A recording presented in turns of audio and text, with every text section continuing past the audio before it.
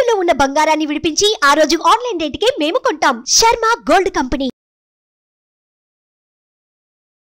నమస్తే, welcome to Suman TV. నేను గిరిజ. ఇవాళ మనతో పాటు ప్రముఖ జ్యోతిష పండితులు క్రాంతి కిరణ్ శర్మ గురువు గారు ఉన్నారు. వారితో మాట్లాడేద్దాం. గురువు గారు నమస్కారం. అఖండ ఐశ్వర్యమస్తు, మనోవాంఛాఫల సిద్ధిరస్తు. గురువు గారు, మనం ఆల్రెడీ మహాశివరాత్రిది చెప్పుకున్నాం కదా. మరి సోమావతి అమావాస్య, సోమవారం శివుడికి ప్రీతికరం, అందున అమావాస్యను విడిగా మనం చాలా అంటే దృష్టి దోషాలకు కానీ లేదంటే ఏదైనా సమస్యలు ఉన్నవారు కానీ ఎక్కువగా పూజలు చేస్తారు. కానీ ఇవన్నీ మనకు ఒకే రోజు కలిసి వచ్చాయి, మార్గశిర మాసం, సోమావతి అమావాస్య. సో మరి ఈ రోజు శివుణ్ణి ఏ విధంగా ఆరాధన చేసుకుంటే మనకున్న సమస్యలు, సకల సమస్యలు తొలగిపోయి మనకు అదృష్టం కలుగుతుంది అంటారు గురుగారు? ఇక్కడ సోమావతి అమావాస్యకి ప్రశిష్టత మీరు చెప్పినట్టుగానే అమావాస్యతో కూడిన సోమవారాన్ని సోమావతి అమావాస్య అని చెప్పుకుంటాం మనం. అయితే ఈ రోజున మనకి శివుడికి ప్రీతి అనేది సోమవారం. ఇందువాసర ప్రీతి మనకి స్వామివారి శ్లోకాలు ఉంటుంది. ఇందువాసర ప్రీతి అనేటువంటి వాడు ఈశ్వరుడు. అయితే ఆయనకి సోమావతి అమావాస్యకి ఎందుకు వచ్చిందంటే అమావాస్య రోజున దుష్టగ్రహ పీడ పరిహారానికి. ఆయన అందరూ అనుకుంటాడు ఈశ్వరుడు కేవలం దేవతలకే దేవుడు అనుకుంటారు. కాదు, రాక్షసులు కూడా దేవతడు ఆయనే, ఈశ్వరుడే. అంటే ప్రమద గణాలకి, అంటే ప్రమద గణాలంటే కూడా ఆయన దేవుడు.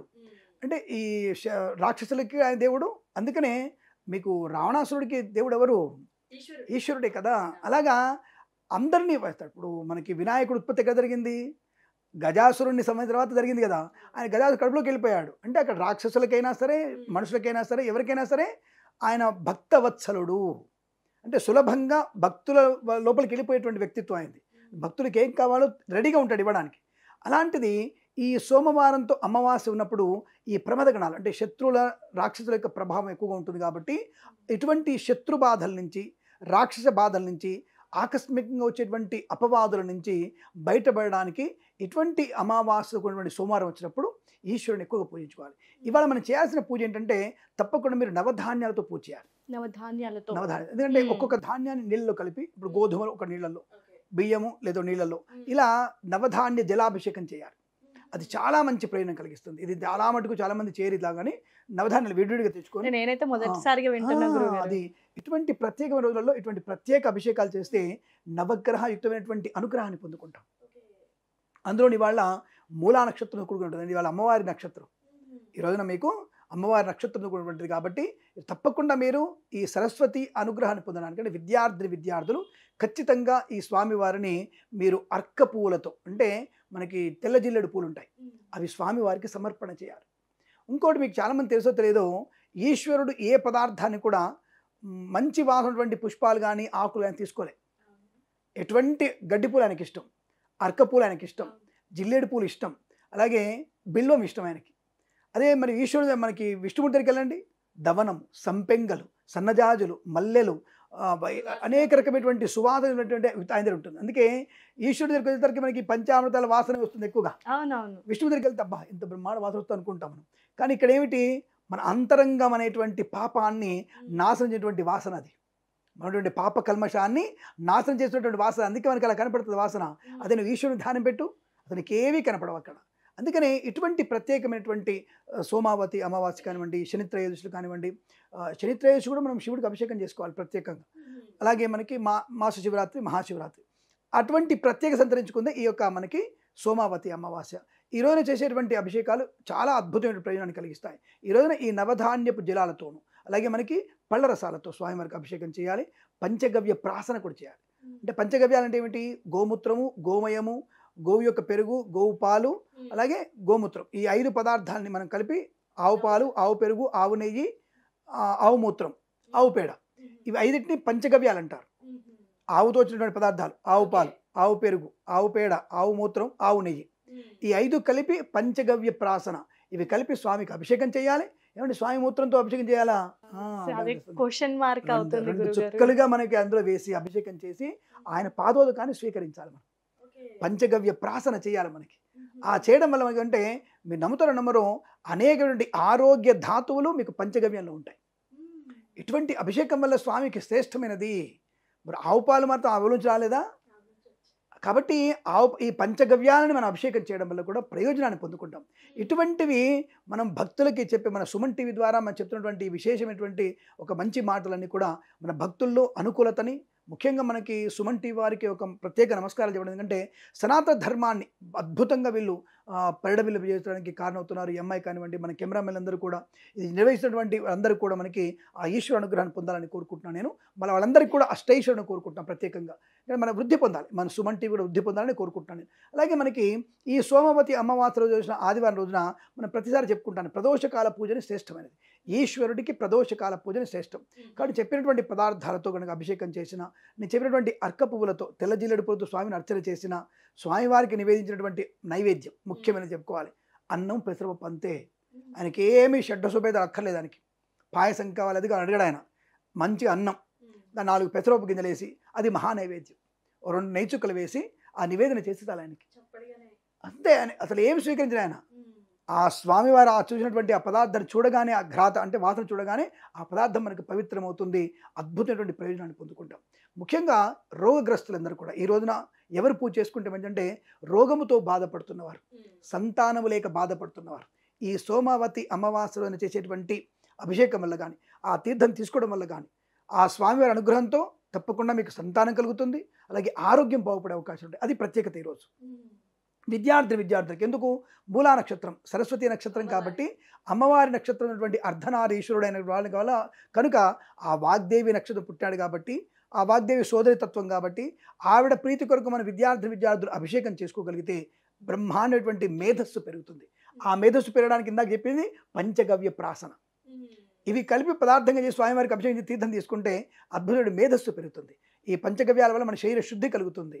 అనేక రకాలైనటువంటి ధాతువుల పుష్టి వలన రోగనాశనం కలుగుతుంది. కాబట్టి ఇటువంటి అభిషేకాలు చేసుకోవడం విశేషమైనటువంటి ప్రాధాన్యత అంతరించుకోండి. కాబట్టి చేయండి. అయితే చాలామంది ఇక్కడ ఈరోజు ప్రత్యేకత ఏంటంటే, పార్థివలింగంతో అభిషేకం చేసుకుంటే మంచిది.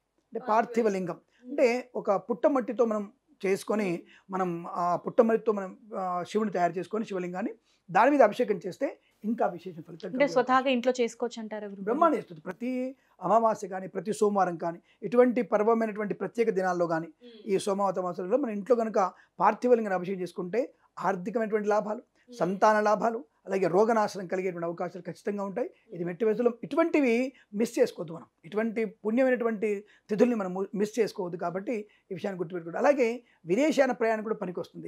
ఈ సోమవతి అమావాస్య రోజున విద్యా సంపన్నత, విద్య కోసం అనుకున్నాం కదా, విదేశాలకు వెళ్ళేవారు కూడా ఈ అభిషేకం చేసుకోవడం వల్ల విద్యా సంపన్నత పొందుకునే. మరి ఆ లింగం పుట్టమన్నుతో చేసిన లింగం ఆ తర్వాత ఏం చేయాలంటారు? ఇది చాలా మందికి కామన్గా వచ్చే ప్రశ్న. నేనంటారంటే, మర్నాడు ఒక బకెట్ నీళ్ళలో కానీ, బిందెలో నీళ్ళలో కానీ శివలింగాన్ని ముంచి వేసి ఆ భిన్నం చేసి, నీళ్ళ లోపల భిన్నం చేసి ఆ నీటిని మనం ఇంటి ఆవరణ ఉన్నటువంటి మొక్కలకి కనుక అది పోసుకోవడం వల్ల మొక్కల వృద్ధి కూడా బాగా పెరిగే అవకాశం ఖచ్చితంగా ఉంటుంది.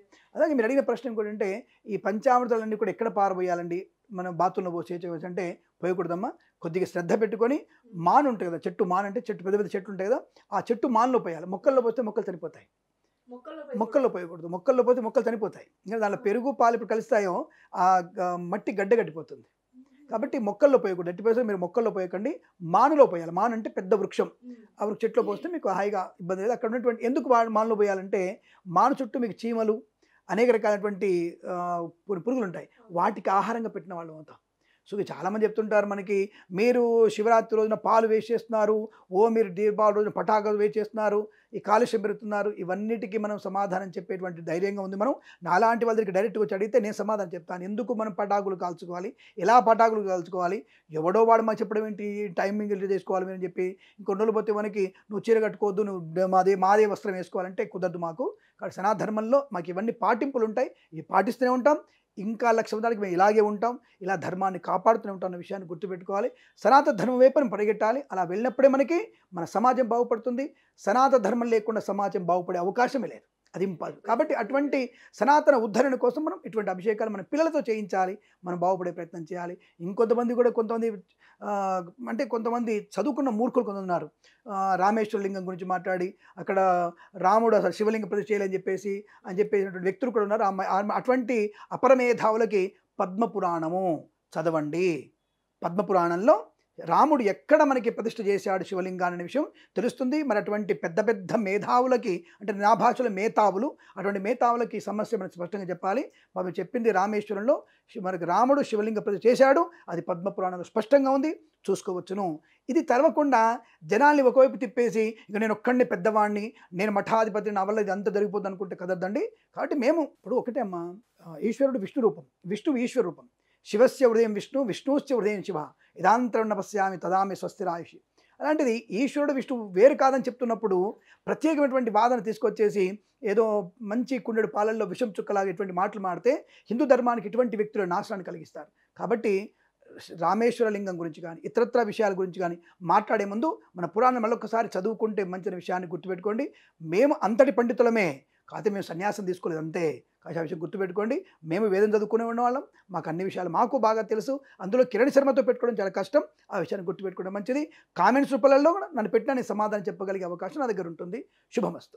ఓకే గురుగారు, చాలా చక్కటి విషయాలని, ఏ విధమైనటువంటి అభిషేకం చేస్తే ఇబ్బందులు పెడుతూ లాస్ట్లో క్రిటిసైజ్ చేస్తూ అదేం లేదు గురుగారు, సనాతన ధర్మం చాలా గొప్పది. మన భగవద్గీత ఇప్పటిది కాదు, 5000 ఏళ్ల నాటి నుంచి మనకు ముందే ఉద్భవించిందని చెప్తారు.